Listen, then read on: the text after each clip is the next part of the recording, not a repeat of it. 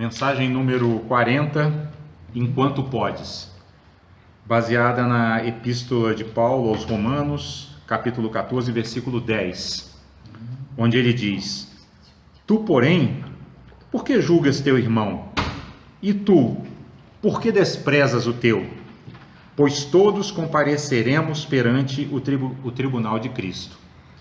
E Emmanuel comenta: constrangido a examinar a conduta do companheiro nessa ou naquela circunstância difícil, não lhe condenes os embaraços morais. Lembra-te dos dias de cinza e pranto em que o Senhor te susteve a queda a poucos milímetros da derrota.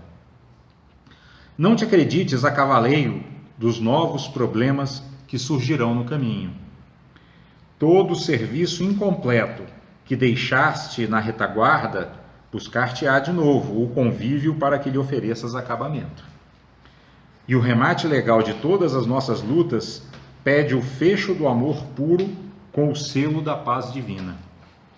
As pedras que arremessastes ao telhado alheio voltarão com o tempo sobre o teto em que te asilas, e os venenos que destilaste sobre a esperança dos outros tornarão no hausto da vida ao clima de tua própria esperança, testando-te a resistência. Aprende, pois, desde hoje, a ensaiar tolerância e entendimento, para que o remédio por ti mesmo encomendado às mãos do agora não te amargue a existência, destruindo-te o coração. Toda semente produz no solo do tempo, e as almas imaculadas não povoam ainda a terra. Distribui, portanto, a paciência e a bondade com todos aqueles que se enganaram sob a neblina do erro, para que te não faltem a paciência e a bondade do irmão a que te arrimarás no dia em que a sombra te ameace o campo das horas. Auxilia enquanto podes, ampara quanto possas, socorre quanto possível, alivia quanto puderes, procura o bem seja onde for. E, sobretudo, desculpa sempre, porque ninguém fugirá do exato julgamento na eterna lei. O tema dessa mensagem, ele é um dos temas fundamentais do Evangelho e ele tem uma relação direta com aquela afirmação de Jesus: não julgueis para não seres julgados, porque na mesma medida em que medirdes, sereis medidos. É assim que Jesus fala em uma passagem do Evangelho, né? E aqui, Paulo, nessas epístolas, ele está sempre dando orientação às comunidades cristãs da época, né? Porque o que acontece? Essas comunidades se convertiam ao cristianismo e queriam praticar o cristianismo, mas as pessoas carregavam seus velhos hábitos. Então, mesmo dentro da comunidade, surgiam problemas, né? E isso, inclusive, é da própria essência de uma comunidade religiosa. Por quê? Porque são esses desafios que vão fazer os praticantes crescerem, né? Essas arestas que precisam ser aparadas de cada um que vão fazer os praticantes crescerem. Então, o que Paulo recomenda, né? Que os irmãos daquela comunidade não fiquem se julgando uns aos outros, né? Não fiquem se condenando uns aos outros, né? Por quê? Porque fazendo isso, exercitando esse não julgamento, é que eles vão estar praticando o verdadeiro espírito de tolerância que Jesus pregou, né? E nessa época, quando Paulo escreve essas epístolas, já foi pós-crucificação. Jesus já havia sido crucificado, né?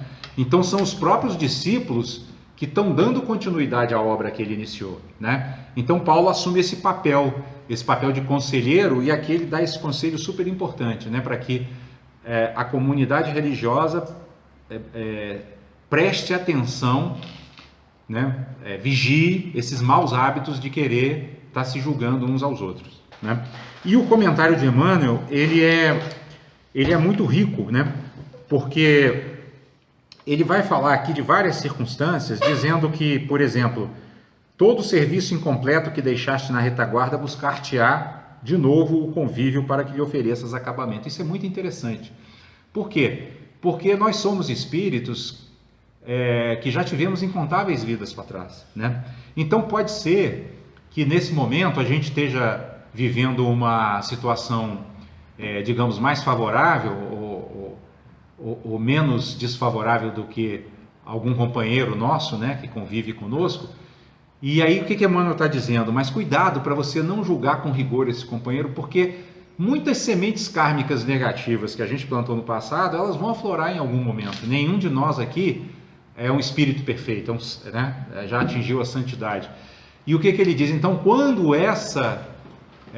vamos dizer, essas sementes kármicas do passado aflorarem, né, amadurecerem e vierem até nós, né, brotarem plenas para que a gente faça as correções necessárias dos erros que nós cometemos no passado, nós vamos precisar também da tolerância dos outros.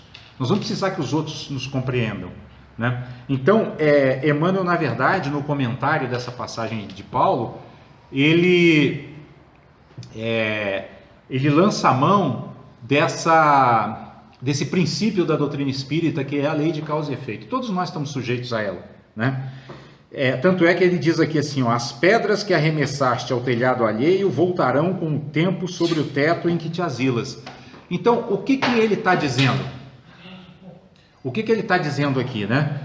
Que se a gente não exercer a vigilância sobre essa tendência que nós temos de julgar os outros com rigor, nós vamos estar criando novas sementes negativas no nosso destino, né? E lá na frente vamos colher mais negatividades. Então, o conselho que Paulo dá para a comunidade religiosa e que Emmanuel reforça para nós, que hoje somos a comunidade religiosa espírita, né, é justamente que a gente exercite esse espírito de tolerância, até para não criar mais karma negativo no nosso próprio caminho, né?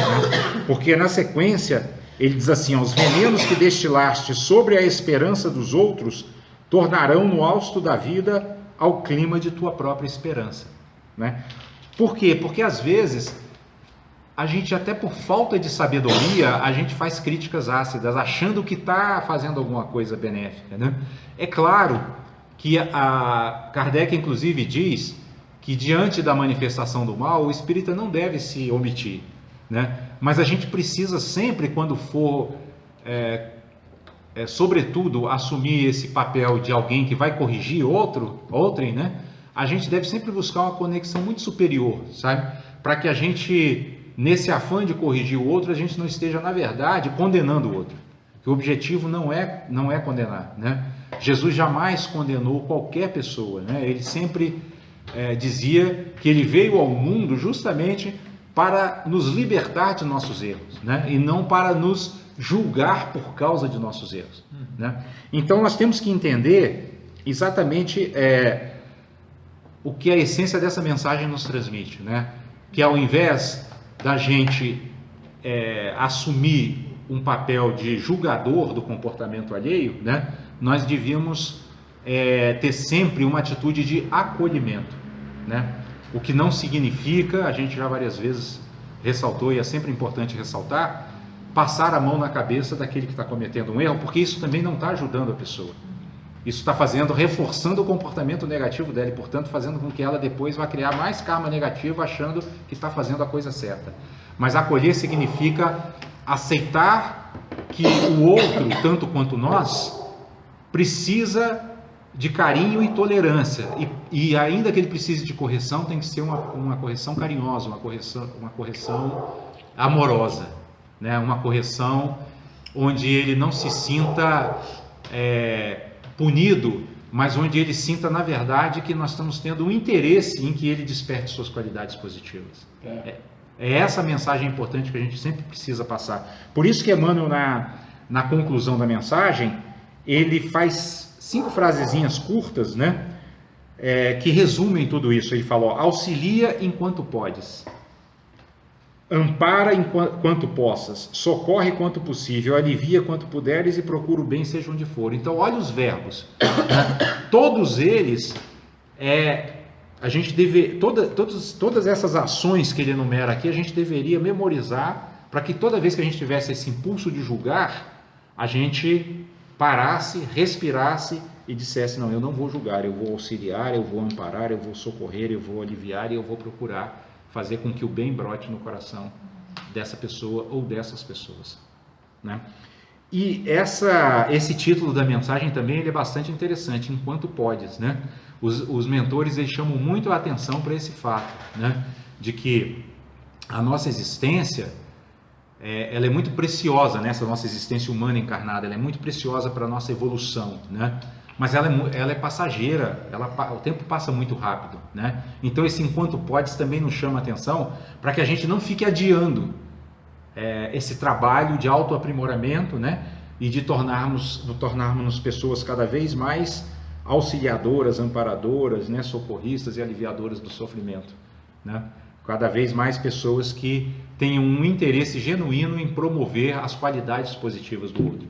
Porque o julgamento ele não promove qualidades positivas, ele faz com que a outra pessoa se sinta culpada. E a culpa prende a pessoa no próprio erro que ela cometeu, porque ela fica ali se martirizando, né? Puxa, caramba, eu fiz isso, olha só, e fulano me disse tal coisa. Aí aquela culpa só vai corroendo ela por dentro e não impulsionando ela a ser melhor, né?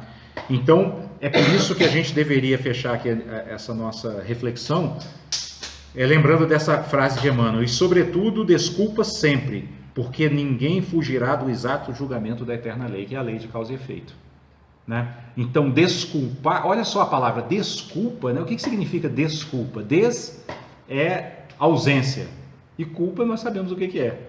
Então, a desculpa é a ausência de culpa, né? Então, sempre quando a gente for ter esse impulso de corrigir a outrem, vamos ter esse cuidado de que a gente não gere culpa nele, e sim gere motivação para que ele se melhore, para que ele se torne cada vez mais plenos.